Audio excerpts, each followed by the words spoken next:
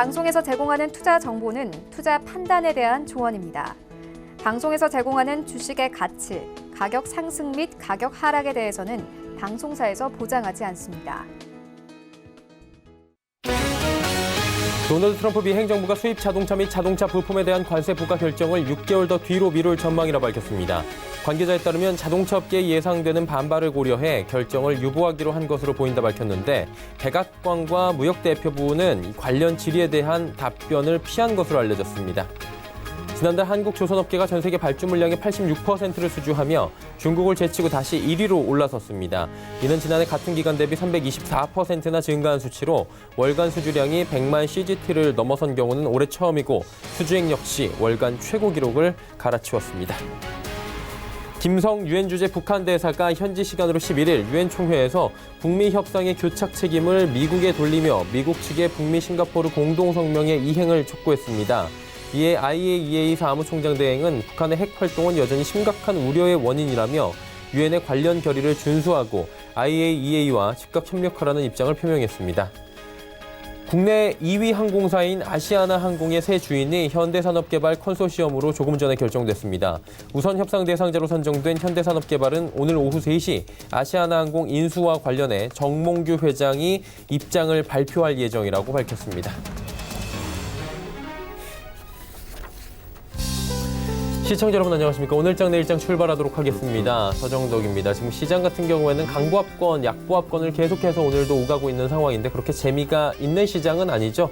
일단은 미국 쪽에서 이슈가 좀 계속해서 나옵니다. 잡음인데요.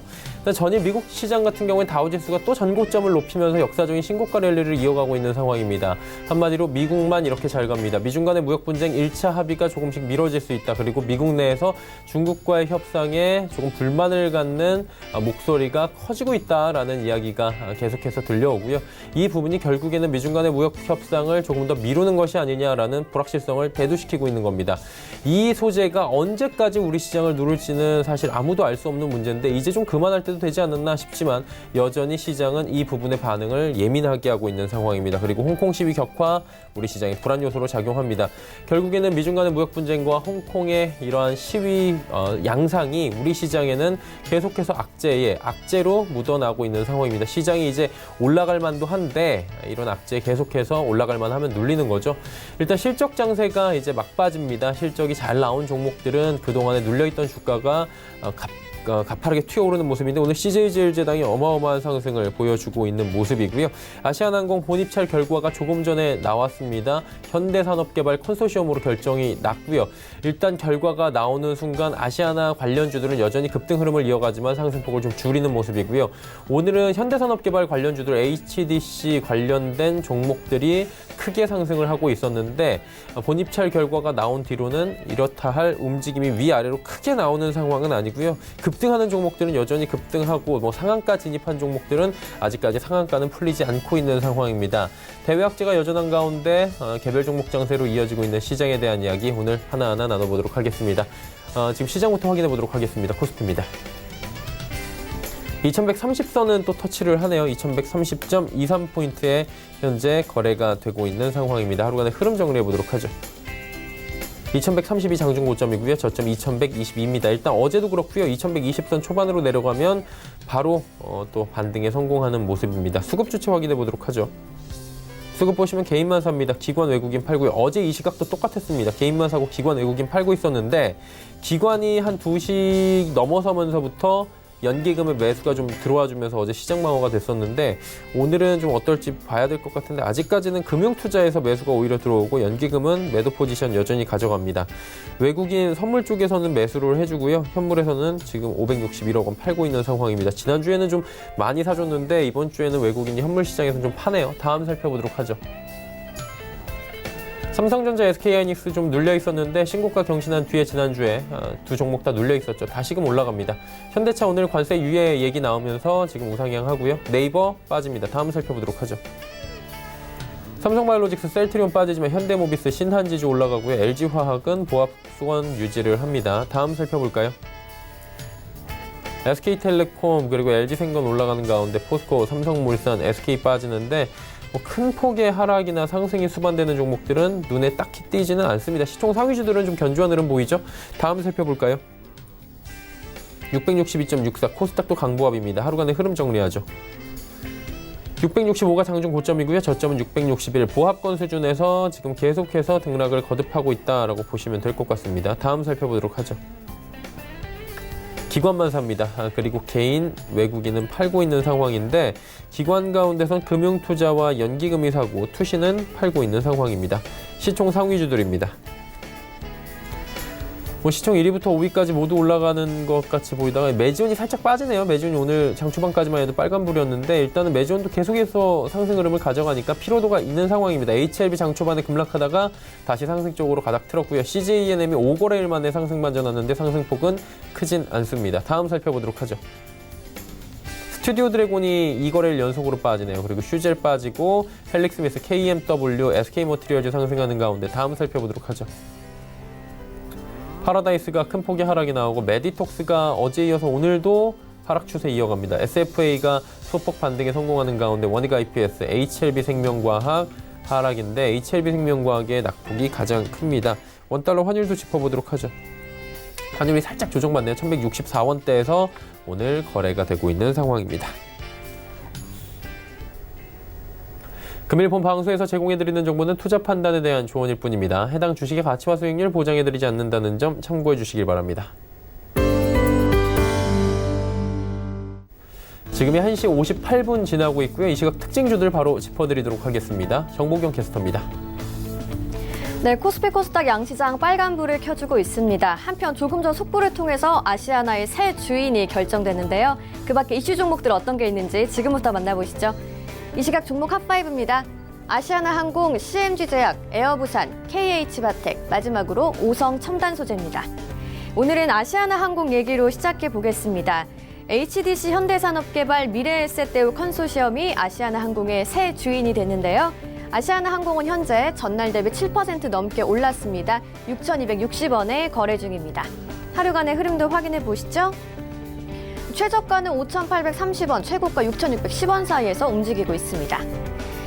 금호산업은 오늘 열린 이사회에서 우선협상 대상자로 HDC 현대산업개발 미래에셋 컨소시엄을 선정했습니다. 곧바로 본 협상에 들어가게 되는데요. 협상이 순조롭게 진행되면 매각 절차가 연내에 마무리될 것으로 보입니다. 한편 잠시 후 3시부터 정몽규 회장이 이와 관련한 입장을 발표할 것으로 알려져 있습니다. 하지만 아시아나항공 인수와 관련해서 걸림돌이 여전히 남아있는데요. 이번엔 에어부산을 만나보겠습니다. 에어부산의 재매각 가능성이 부각되고 있는 건데요. 현재 전날 대비 22% 넘게 올랐습니다. 8,810원에 거래 중입니다. 하루간의 등락폭도 확인해 보시죠. 횡보하던 주가가 오전장에서 급등했습니다. 최고가 9,200원입니다.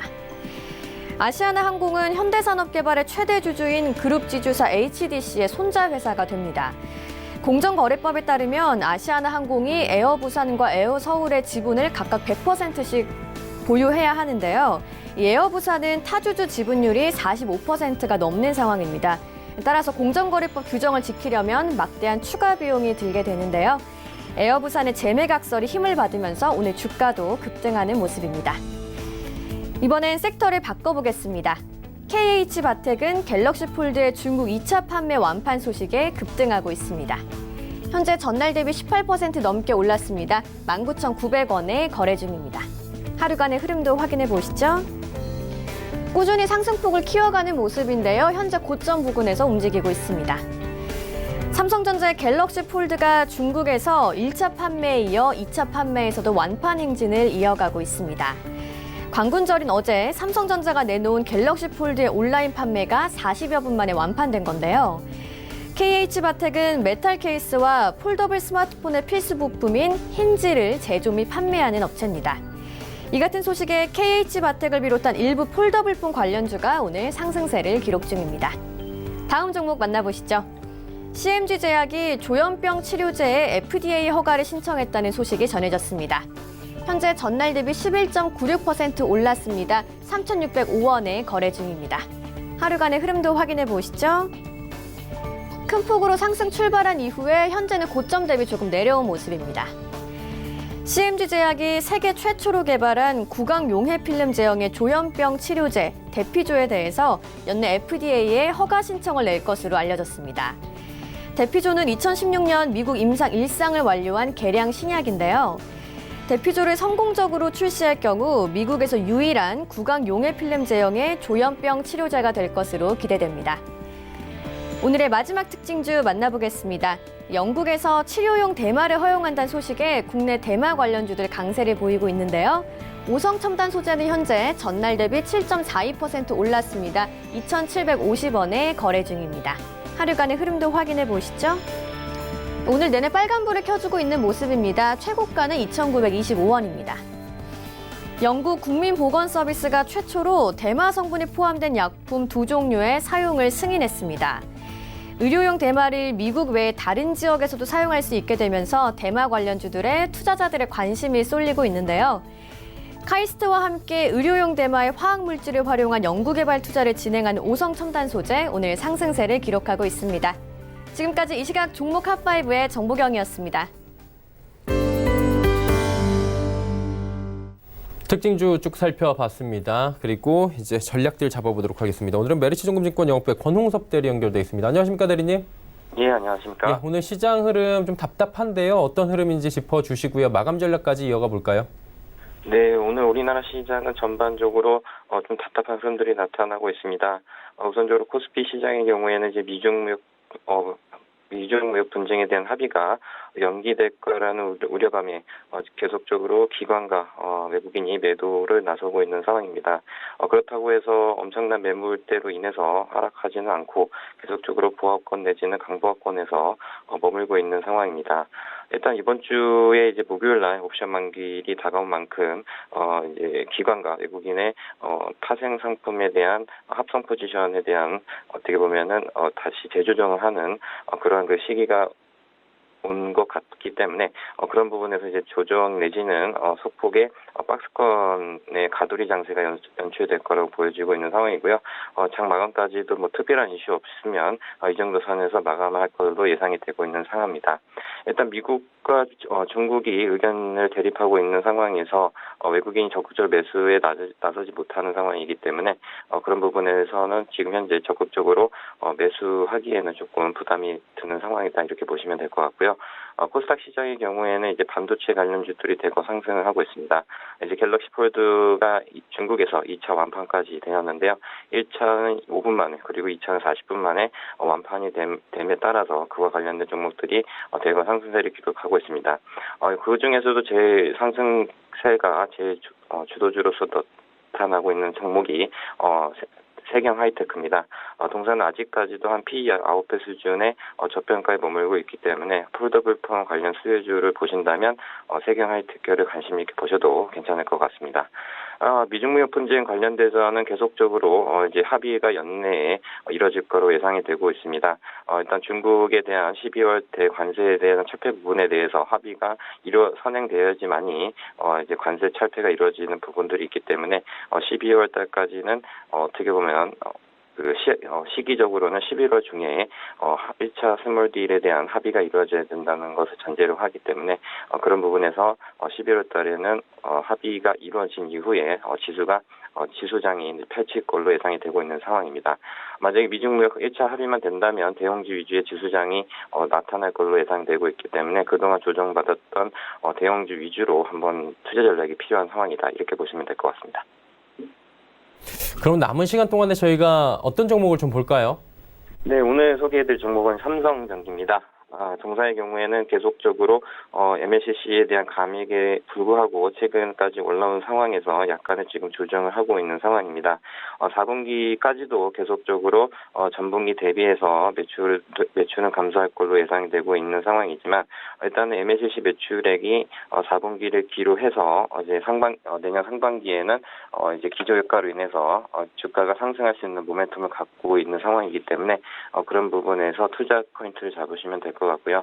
밸류에이션 상으로도 지금 현재 BPS는 1.46배 정도밖에 안 됩니다. 따라서 1.46배에 머물고 있는 상황에서 업사이드를 충분히 가지고 있는 상황이기 때문에 삼성전기가 지금 현재 약간의 조정을 받는 시기가 보름 내지 한 달 정도 지나가게 된다면 다시 한번 위에 정고점인 12만 원대까지 정고점을 돌파하면서 14만 원까지는 충분히 상승 여력이 존재한다 이렇게 보시면 될 것 같습니다.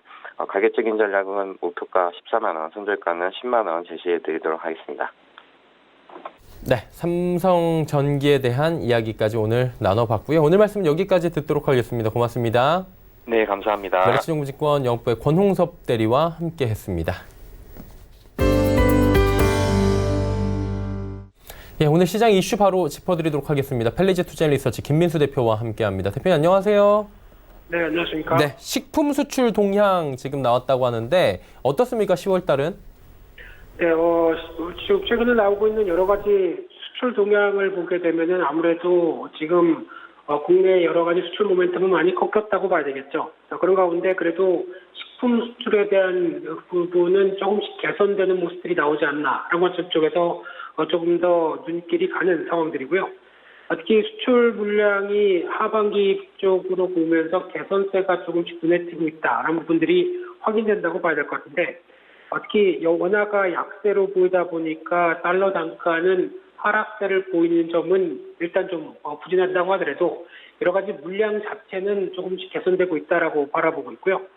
또한 중국에 대한 변화가 가장 크다고 봐야 될 부분들인데 사드 배치 이후에 영향력이 조금씩 확대가 되기 시작한다는 점이 가장 큰 초점이 아닐까 생각이 들고 있고요.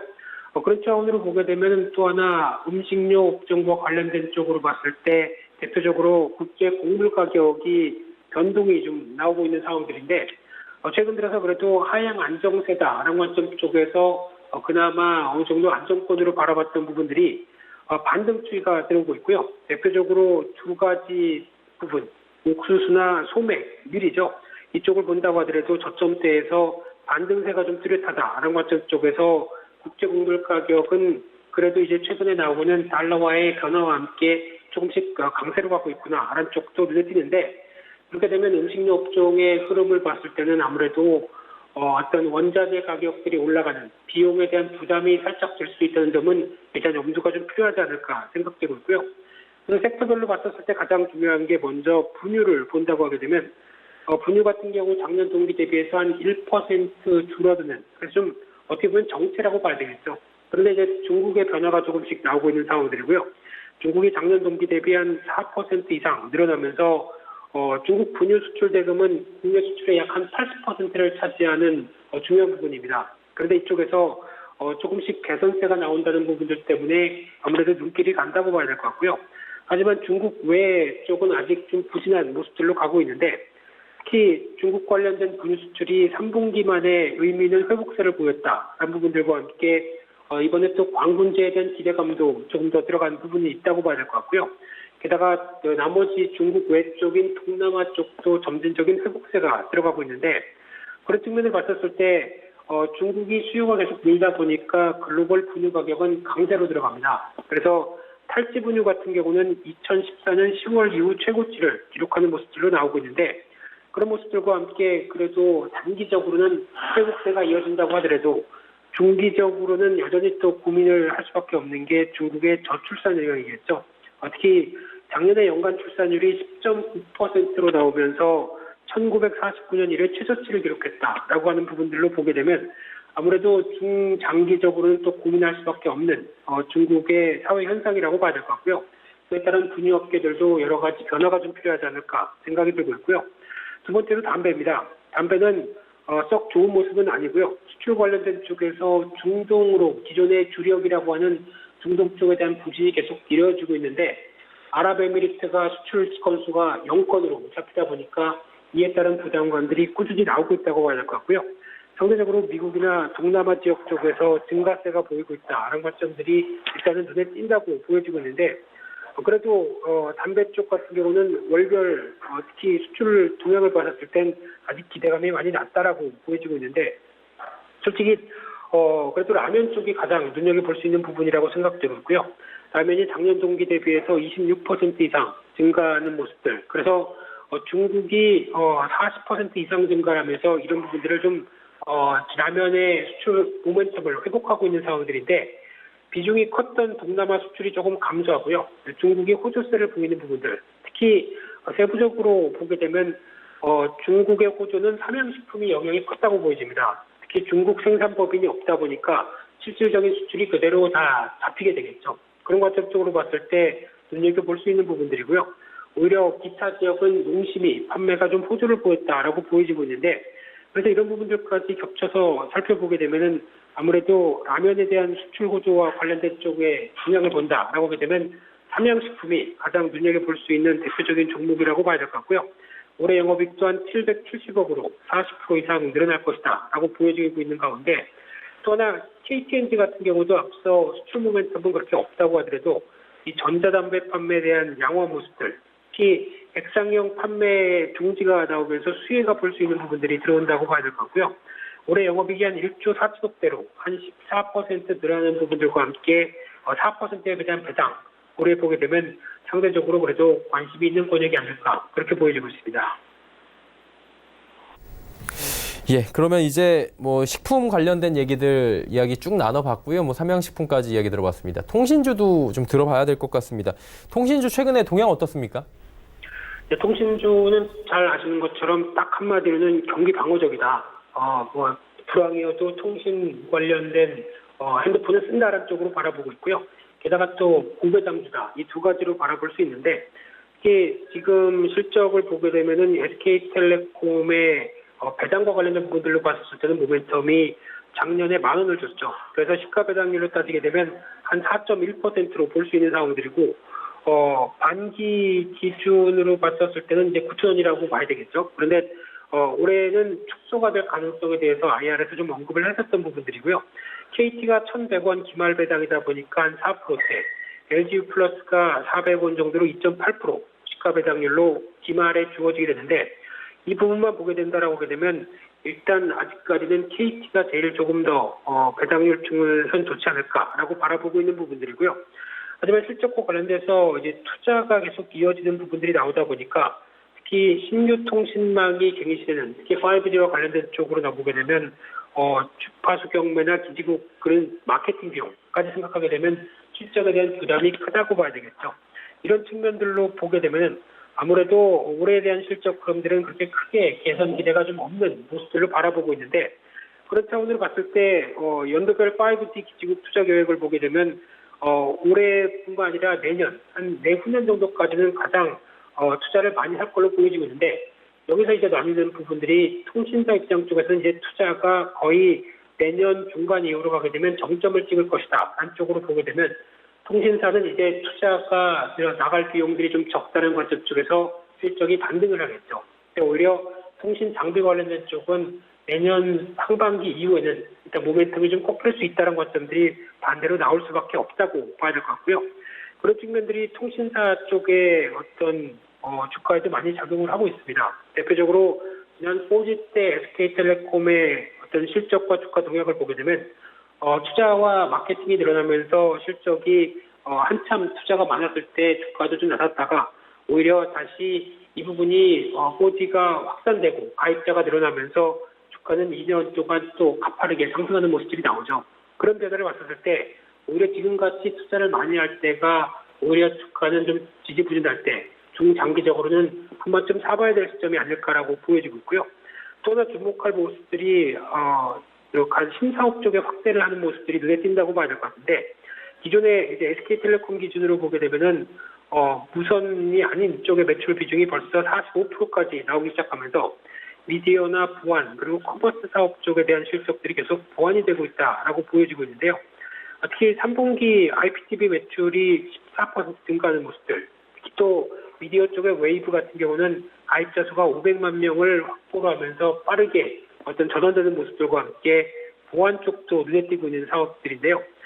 ADT 캡스 쪽에서 벌써 분기 기준으로 계속 확장세가 이어지고 있고 또 커머스 쪽에는 11번 가죠. 이런 쪽의 커머스 사업도 계속 흑자 기조를 유지를 하고 있다라고 하게 되면 일단 전반적인 실적으로 봤을 때 올해에 대한 실적 기대감은 상당히 낮다라는 부분들이 다 확인되는데 내년은 이를 뒤로 하고 다시 반전의 기회가 나올 것이다 라는 부분들 쪽에서 보게 되면 아무래도 올해보다는 내년에 대한 주가 기대감들이 더 높다고 봐야 되겠죠. 그런 쪽으로 봤었을 때 올해 내년에 실적 개선과 함께 움직일 수 있는 부분이라고 하게 되면 LG U+가 가장 또 눈여겨볼 수 있는 부분이 아닐까 생각되고 있는데 또 실적 대비 접속가는 KT가 눈에 띈다라고 보게 되면 전반적인 투자 전략은 일단 올해 실적을 고려했었을 때 배당 축소라든가 모멘텀은 적습니다. 하지만 앞서 말씀드린 것처럼 좀 중기적 관점 쪽에서 모아간다라고 하게 되면 오히려 투자가 마무리되는 시점까지 고려했을 때 올해 정도가 그래도 계속 모아가기는 좀 적당한 상태가 아닐까 생각되고 있고요. 그런 측면으로 봤을 땐 그래도 계속 시장 점유율과 관련된 부분들로 노린다라고 하게 되면 SK텔레콤이 가장 탑픽이 되지 않을까 그렇게 바라보고 있는 상황들입니다. 네, 통신주에 대한 시각에 대해서 말씀을 해주셨고요. 탑픽주까지 꼽아주셨습니다. 오늘 말씀 여기까지 듣겠습니다. 고맙습니다. 네, 감사합니다. 헬리즈 투자앤리서치 김민수 대표와 함께했고요. 이슈 칼럼 이어갑니다.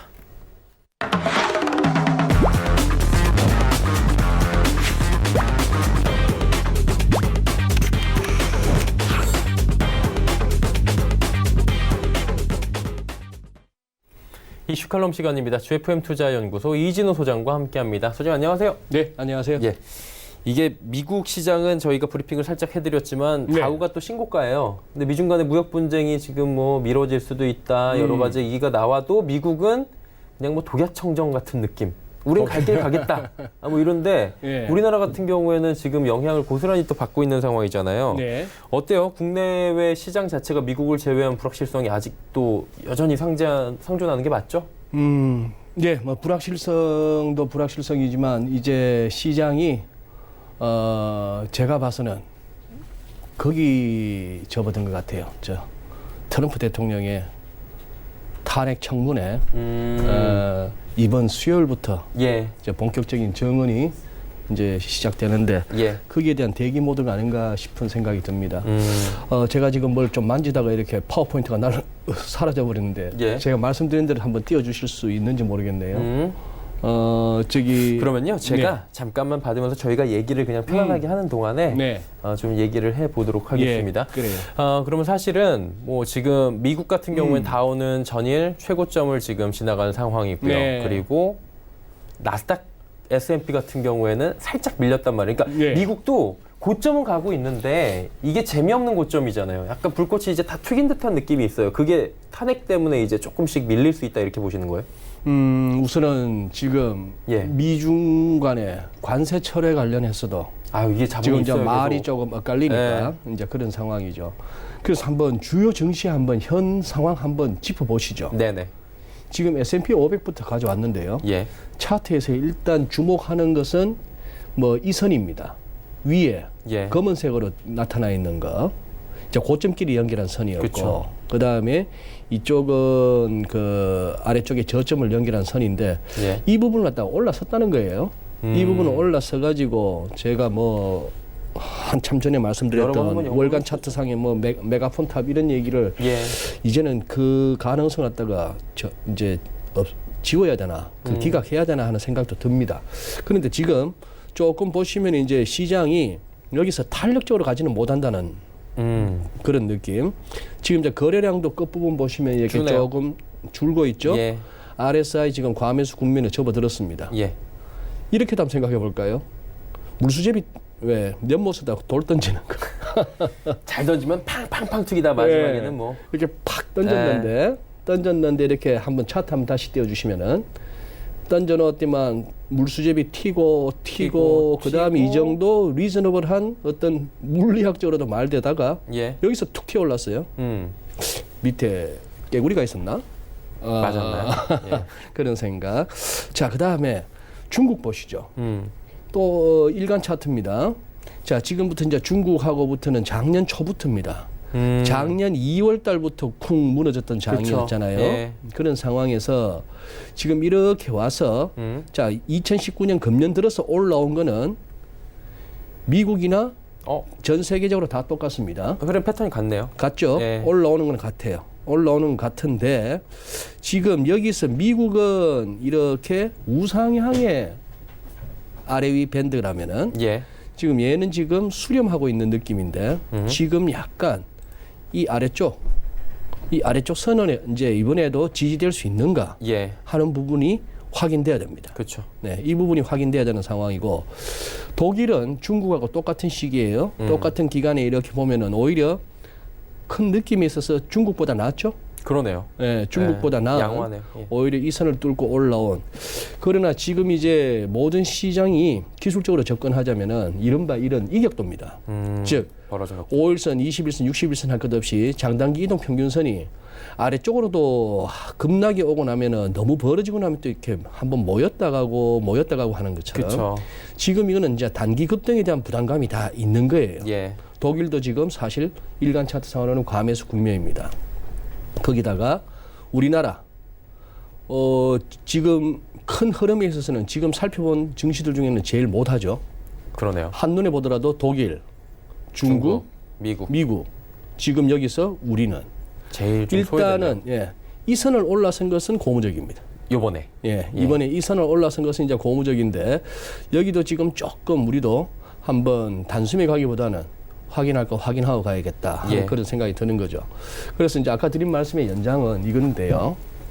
자, 이제 미국 CBS 뭐 방송의 뉴스 관련 시사 프로그램 이제 동영상 갖다가 일부 캡처했습니다.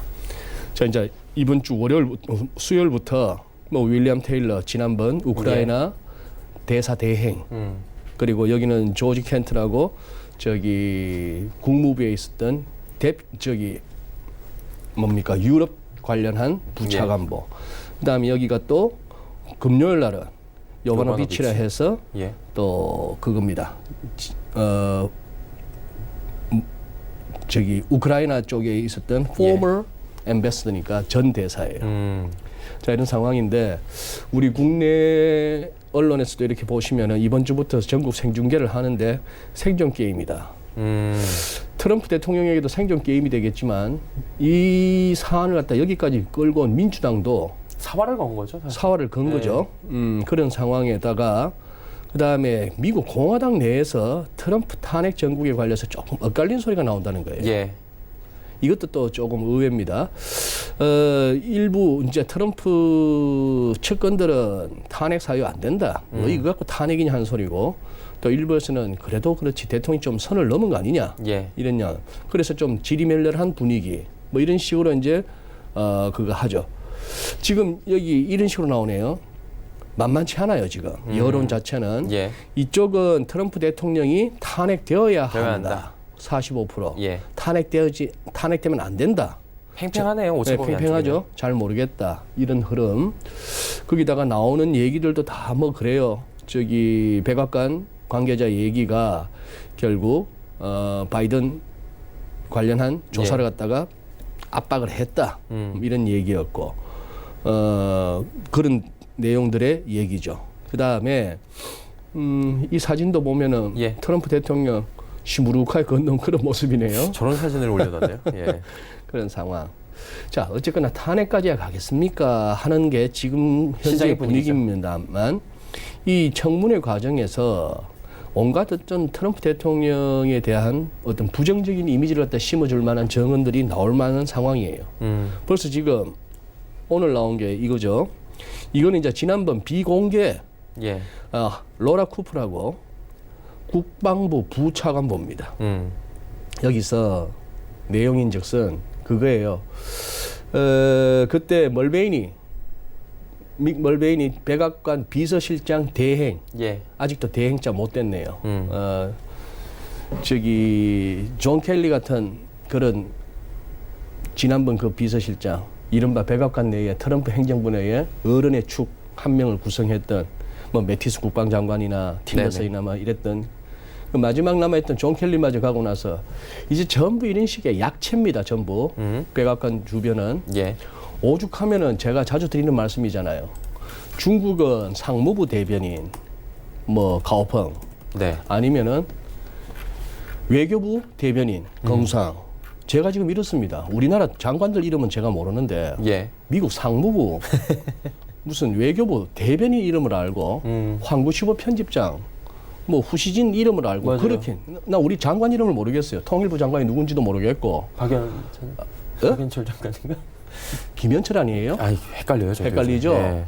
이거 제가 제대로 아는 거는 총리 이름하고 경제부총리 이름 김현철 좀 장관. 김현철 장관. 그런가요? 네. 네, 뭐 그런 식입니다.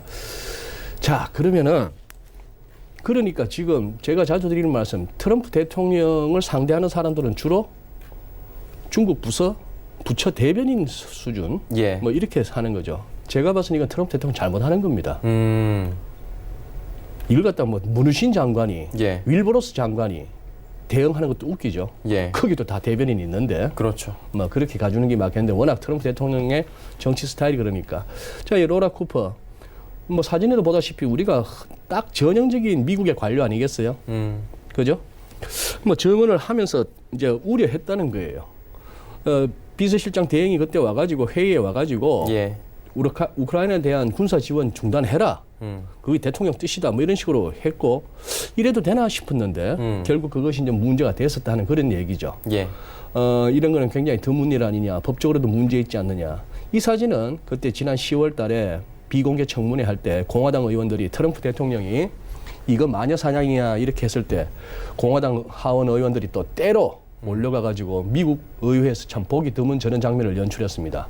우리처럼 뭐 몸싸움까지 가지는 않습니다만 둘러싸고 예. 저기 위원장한테 증언 내용 공개하라 하고 이런 상황인데 지금 이랬던 공화당 분위기가 앞서 살폈던 살짝 요렇게까지 오는 이거 예. 주요 쟁점에서 엇갈린 목소리를 낸다 이런 부분도 좀 그거 하죠. 그런 상황이라서 거기다가 이거 존 볼턴도 부상하네요. 지금 확정은 안 됐습니다. 예. 확정은 안 됐는데 워낙에 존 볼턴도 과거 이 국가안보보좌관 했던 존 볼턴도 이 수첩에다 메모하는 걸 너무 습관적으로 했대요. 그래서 지금 악시오스라는 미국의 정치 매체죠.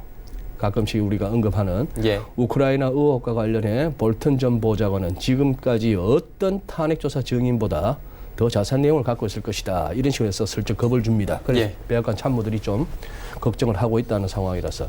제 얘기는 이거죠. 지난번 이제 미중 관련해서도 조금 이렇게 팩트 체크가 필요한 가운데에 지금은 트럼프 대통령이 이번 주 이제 수요일부터 본격화되는 공개 청문회에서의 상황 전개에 따라서 예. 착한 트럼프의 모습을 보여줄지 폭발하는 트럼프의 모습을 보여줄지 그래서 시장은 조금 현재 이렇게 관망 모드로 접어들었다. 이게 저의 판단입니다. 그렇게 만약에 이제 트럼프 대통령이 좀 수세에 몰리면 또 어떤 정치적인 또 예, 이야기를 할지 모르기 때문에 네. 그 부분을 지금 봐야 되는 건데 놀라운 거는 그저께 하루 동안에 82회 트위터를 올렸다는 거 하루에요? 아니에요? 예. 하루에 82회 한번 생각을 한번 해봤습니다. 잠깐만요. 24시간 중에 6시간 자는 시간 8시간 해주죠. 8시간. 예. 6시간만 6시간 6시간 18시간 잠도 많이 줄 나이니까. 예. 그러면은 18시간. 네. 18시간 동안에 82회. 예. 하루에 시간당 4개 이상씩은 한 건데. 시간당 너댓 개씩을 올렸다는 네 얘기네요. 개씩은 올려야지 그게 가능한. 그럼 종일 트위터에 매달렸다고 볼 수 있네요. 많이 썼네요. 하기야 뭐 어디입니까? 비행기 이동 중이다 보면은 계속 그럴 수도 있는 상황이긴 했습니다만 그만큼 어떻게 보면 절박하다는 얘기죠. 그렇죠. 혹시나 싶어서 아까 방송 엘리베이터 타기 전에 한번 확인해 보셨어요? 한번 들어가 봤더니만 최근 거에서 두 번째 거 3시간 전에 올렸던 것도 그거였습니다. 이거는 우크라이나의 문제도 아니고 탄핵의 문제도 아니고 민주주의를 갖다가 뭐 재밌네요. 네, 뭐 그런 식의 굉장히 그러다 보니까 1순위예요 지금. 그 조용하던 목소리들이 좀 나오는 게 아닌가라는 얘기가 나오잖아요. 그러니까 예를 미국 들면요? 내에서 예를 들어서 중국과의 협상을 좀 해내야 된다라는 기조는 뭐 다 같이 있는 것 같은데 이 부분에 대해서 좀 너무 우리가 저자세로 나가는 거 아니냐 미국 쪽에서 약간 그런 느낌이 있었잖아요 최근에. 그렇죠. 네, 근데 미국은 중국한테 이렇게까지 할 필요 뭐 있냐 강경하게 나가자라는 입장들이 지금 나오고 있단 말이에요. 중국 사무부에서 지난주에 발표를 하자마자 이건 어떻게 해석을 하는 게 좋습니까? 네. 그거는 아마 누구나 그렇게 느끼는 것 같아요. 예. 처음에는 굉장히 일방적으로 중국을 두들기는 미국 이런 이미지였던 이런 인상을 줬던 미중 간의 무역 전쟁이 예. 최근 들어서 오히려 미국 쪽에서 조금 더 한 발 물러서는, 즉 등을 보이는, 그러고 나서 중국은 좀 이렇게 뻣뻣해진 예. 고자세로 가는 듯한 그런 느낌은 누구나 다 받고 있는 것 같습니다. 그렇죠. 상무부 대변인 그때 보세요. 지난주 목요일 날 했던 얘기가 협상 진전 따라서 단계적으로 관세 철폐하기로 합의했다라고 발표를 해버렸습니다. 예. 그래서 합의에 이르면은 반드시 합의 내용 바탕으로 동시에 같은 비율로 고율 관세 취소하자. 이건 합의 달성에서 중요한 조건이다. 조금 이렇게 정확하게 하자면은 500억 달러어치에 달하는 농산물을 2년 동안 사주기로 했다는 거예요. 예. 2년 동안 사주기로 했는데 500억 달러치 사주는데 지금 중국도 미국산 농산물에 관세를 부과하고 있는 입장에 그렇게 관세 부과된 상황에서 우리가 사들여오면은 중국 소비자들이 힘들지 않느냐. 우리 살려면 관세, 미국 농산물에 대해서 관세 철폐해야 되는 거고. 그렇죠. 거기에 해당하는 만큼 너도 해야 되는 거고. 이런 요구니까 예. 중국 말이 안 되는 건 아닙니다. 중국 말이 안 되는 건 아니고. 그렇죠. 이것저것 떠나서 미국이 그렇게 하려고 하니까 할 수 없는 거지만 어떤 글로벌 분업 체계와 그리고 조금이라도 더 뭡니까 비교 우위가 있는 쪽에서 한다는 것이 전 세계적인 어떤 부가가치나 후생에 있어서 더 낫다 하는 이 기본적인 논리 상식을 갖다가 깨는 게 지금 트럼프 대통령의 전부 미국으로 들어와 우리가 다 해 비싸든 싸든 고부가가치든 저부가가치든 예. 아니든 이런 건 아닌 거는 아니다 싶긴 한데도 미국 대통령이 또 그렇게 가고 꼭 미국 대통령뿐만이 아니라 미국의 전반적인 기조가 그렇게 예. 간다라고 하니까 뭐 어쩔 수 없는 시대적 흐름인가 이것도 당해야 되나 서로 다 손해인데 예. 이런 얘기는 합니다만 자 여기까지 왔던 상황이죠. 여기에 대해서 트럼프 대통령이 아니다 나는 합의한 적 없다. 나보다도 중국이 더 원해. 뭘 이런 얘기를 합니까? 자기가 더 원하는 것 같아요 지금. 빨리 합의를. 참 잘해요. 근데 진짜 상황에 맞춰서. 예. 그런 가운데 슬슬 나오죠. 이제 두 정상 간의 서명은 2020년으로 넘어가는 거 아니냐 이런 얘기도 슬금슬금 나오는 그러니까요. 겁니다. 그런 나오는 상황이죠. 그래서 이제 블룸버그도 팩트 체크가 필요하다라고 얘기합니다. 지금 요 흰색 달러 위안 환율 그리고 이 하늘색 MSCI 이머징 마켓 통화지수. 예. 즉, 이 통화지수가 이머징 마켓의 통화지수가 올라간다는 얘기는 이머징 마켓 가치가 올라간다는 거. 그러니까 뭐죠? 거의 상관계수가 높죠. 예. 달러 위안 환율 떨어지는 위안화 강세일 때는 이머징 마켓 통화 가치도 올라가고 예. 반대의 경우 반대. 그런 식이니까 그래서 지금 이머징 시장에 결국 이 무역 협상과 또 중국의 경제 펀더멘탈에 관해서 리얼리티 체크가 필요하다. 이게 이제 점점 드리워지고 있다. 현실화가 되고 있다. 이게 이제 필요한 시점이라 하는 얘기죠. 예. 그래서 결국 잘 되면은 미중 간에 훈훈한 소식이 나오기 시작하면은 위안화는 강세. 예. 그렇다면 이머징 통화들도 강세. 반대의 경우 반대. 거기서 또 삐걱거리기 시작하면 또 달러 위안 환율이 올라가는 뭐 그런 국면이기 때문에 계속해서 살피자 하는 얘기죠. 예. 그 짧게 좀 여쭤볼게요. 유로 쪽은 지금 상황이 안 좋은 걸 저희가 몇 번 언급을 네. 했잖아요. 영국 GDP 나왔는데 뭐 마이너스는 아니지만 나쁘지 않았습니다. 예. 어쨌든 뭐 선방했다라는 얘기도 시장에 있고요. 왜냐하면 이제 지금 지난 2분기에 영국이 마이너스 0.2%였거든요. 예, 예. 그래서 만약에 3분기 GDP도 마이너스가 전분기 대비 마이너스 나오면 이게 경기 소위 침체죠. 말하는 예. 테크니컬한 경기 침체예요. 그렇죠.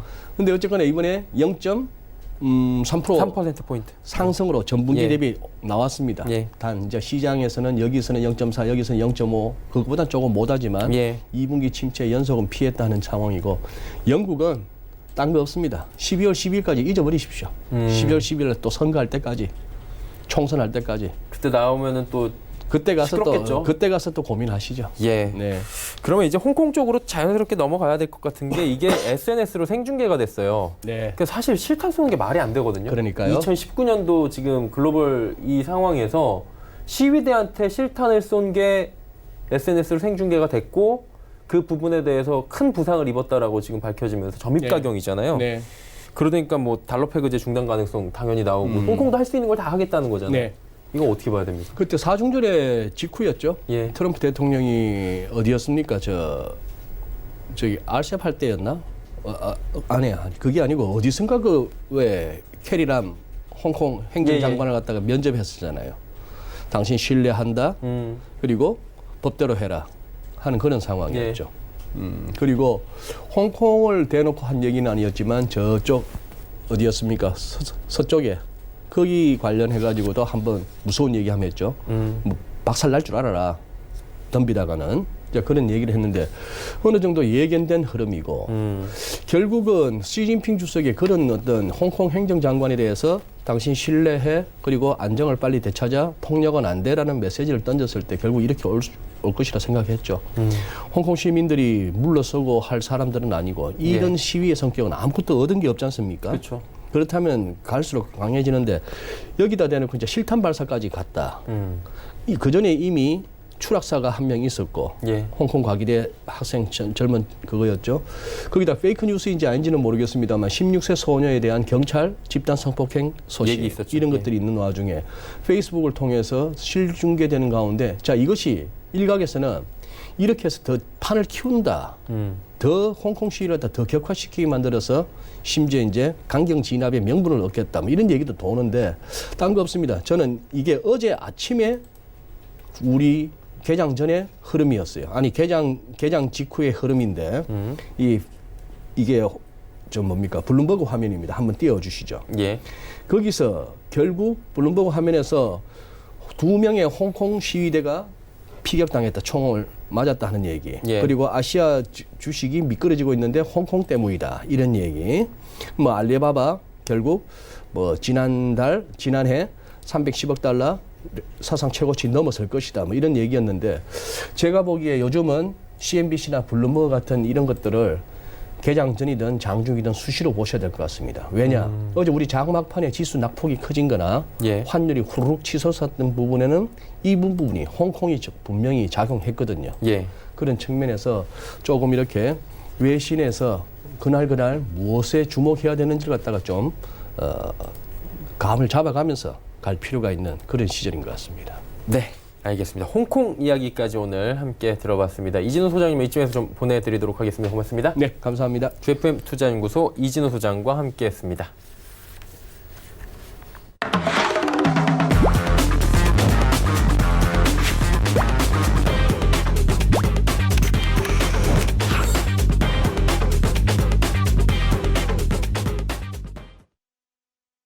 네, 이제 종목 바로 짚어드리도록 하겠습니다. 오늘은 AR 인베스트먼트의 오현진 팀장과 함께합니다. 어서 오세요.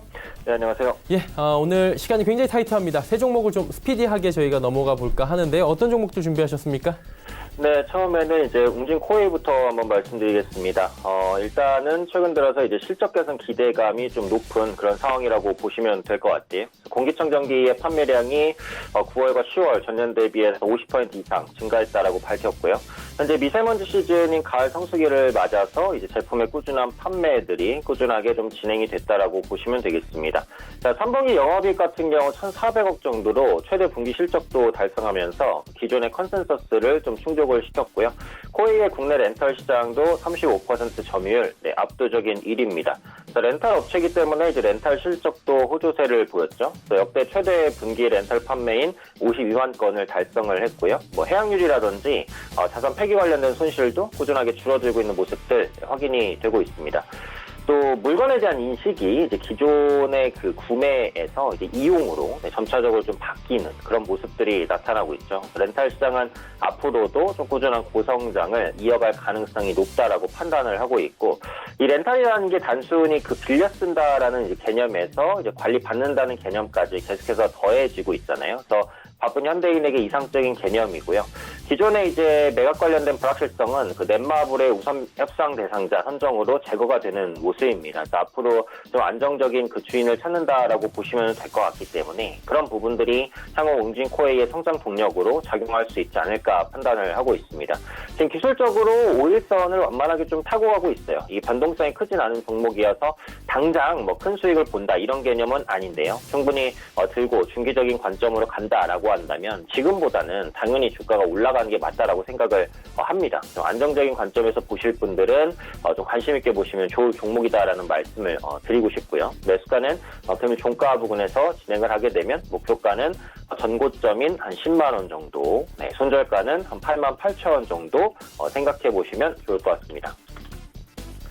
두 번째 종목은 제약주 중에서 삼성제약입니다. 의약품제조 판매업을 영위를 하고 있고요. 이 연결회사로 삼성제약 헬스케어를 가지고 있습니다. 삼성제약 헬스케어는 건강식품 제조 판매 업체고요. 특히 이제 그 노인성 질환 전문 의약품 부분에 좀 강점을 가지고 있다라고 볼 수 있을 것 같아요. 현재 주목받는 부분은 그 췌장암 치료제 리아벡스주입니다.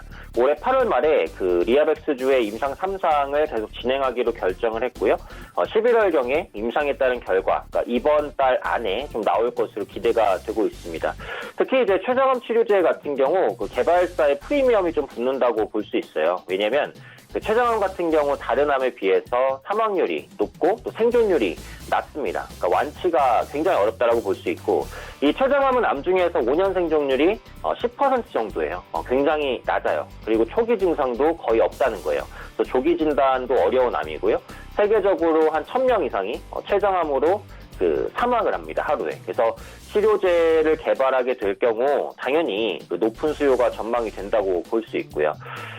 단기 급등에 따른 이제 부담이 있고 또 적자 부담이 있는 건 사실입니다만 지금 모멘텀이 아직 소멸은 안 됐어요. 그리고 급등 이후에 나타났었던 조정은 거의 다 왔고 지금 5일 이평선에서의 지지를 좀 탐색하는 그런 구간까지 왔다라고 보니까 급등 이후 눌림목 그리고 재반등에 대한 기대감을 함께 좀 가져갈 수 있는 종목이라는 생각이 듭니다. 그런 관점에서 조금 이제 짧게 보실 분들도 충분히 관심 있게 접근하실 수 있는 종목이라고 보고, 지금 제약바이오주가 조금 꺾이면서 삼성제약도 눌린 감이 없지 않아 있어요. 근데 신약에 대한 기대감은 다른 어떤 제약바이오주보다 높기 때문에 그런 부분들을 본다면 재반등 기대감은 가질 수 있다라고 생각을 합니다. 금일 종가 부근에서 매수 가능하다고 보겠고요. 목표가는 전고점이죠. 11월 8일 고점 정도, 한 6,000원 정도까지 노릴 수 있다라고 생각하고, 손절가는 한 4,500원 정도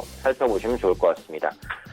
마지막 종목은 그 게임주입니다. NC소프트인데, 보시면은 이제 그 지스타가 그 최고 모멘텀이라고 보시면 될 것 같아요. 부산 백스코에서 11월 14일, 그러니까 모레입니다. 네, 모레부터 이제 진행이 됩니다.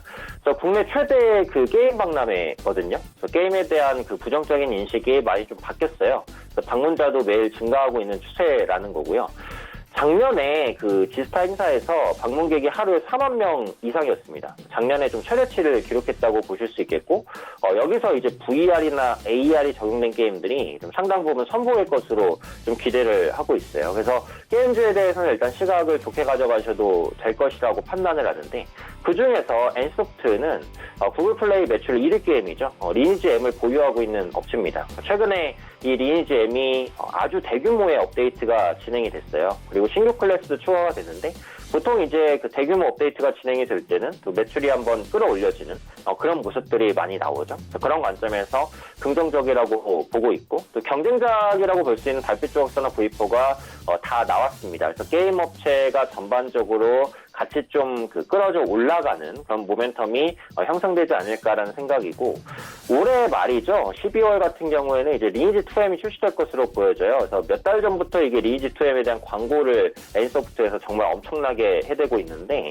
이게 사전 예약부터 진행이 돼서 이제 연말에 좀 오픈이 된다라고 한다면 리니지 M과 이제 좀 어느 정도 비견할 수 있는 매출이 나올 수 있다라고 봅니다. 그리고 리니지 M과 리니지 2M 같은 경우에는 약간 다른 게임이라고 봐야 돼서 자기 잠식이 좀 생각보다 크지 않을 수도 있다라고 보여져요. 그러니까 어떤 식으로든 NC소프트 같은 경우 매출 확대에 대한 기대감이 높다라고 보고 있거든요. 게임주 내에서는 실적 안정성이 가장 높고 신작 기대감도 있다. 이 정도로 보시면 되겠고요. 기술적으로는 흐름 상당히 좋습니다. 이게 거의 몇 년간 상승 추세가 이어지고 있어요. 최근까지도 마찬가지예요. 그래서 꾸준하게 한 60일 이평선을 타고 올라가는 모양새입니다. 그래서 최근에는 이제 11월 달 한 초 정도에 단기 상승을 했다가 눌렸고 오늘 이제 눌림목에서 정확하게 재반등이 나와요.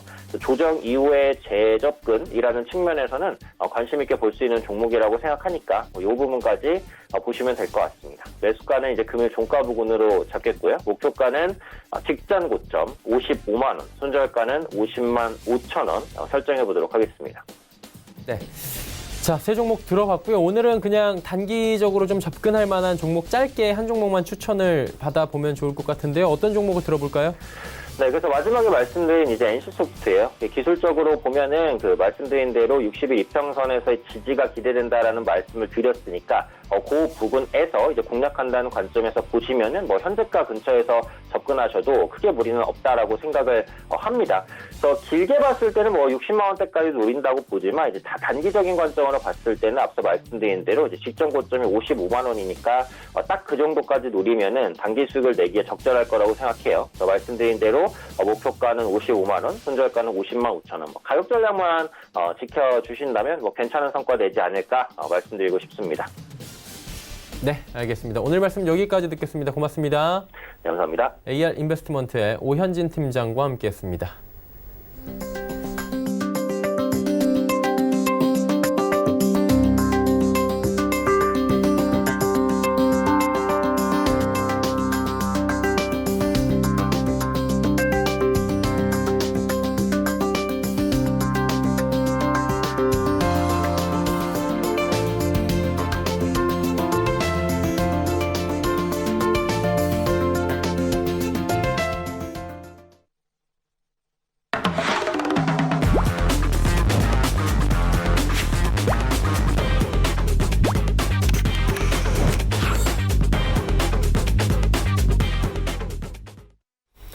내일의 종목 330 이어갑니다. 이지환 멘토와 오늘도 함께합니다. 어서 오세요. 네, 안녕하세요. 네, 오늘 시장 흐름 짚어주시고요. 섹터별 분석도 좀 해주시죠. 네, 전체적으로 시장이 코스피 코스닥 시장, 양시장 모두 상승하는 모습을 좀 보여줬고요.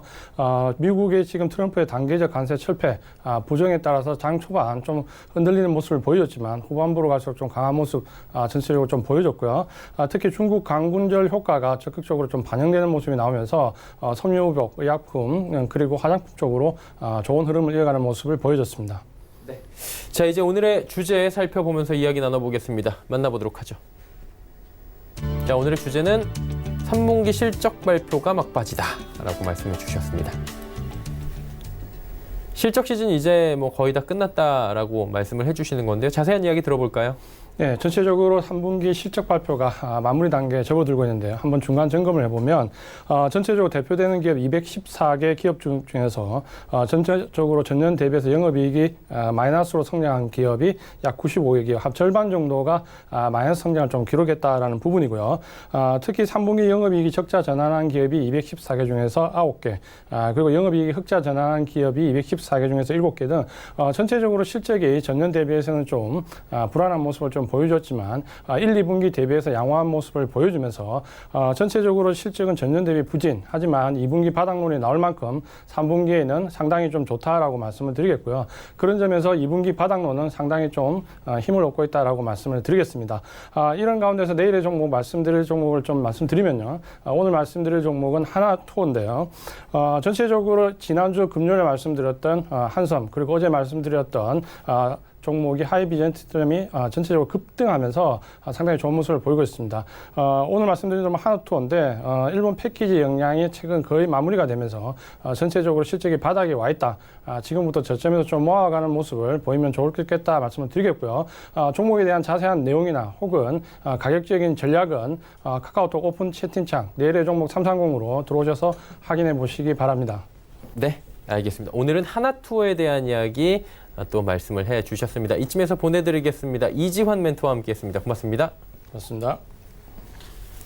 금일본 방송에서 제공해드린 정보는 투자 판단에 대한 조언이었습니다. 해당 주식의 가치와 수익률 보장해드리지 않는다는 점 참고해 주시길 바랍니다. 오늘 장 내일 장 저희가 준비한 소식은 여기까지입니다. 잠시 뒤에는 마감 임박 60분의 승부가 계속 이어집니다. 함께해 주시길 바랍니다. 고맙습니다.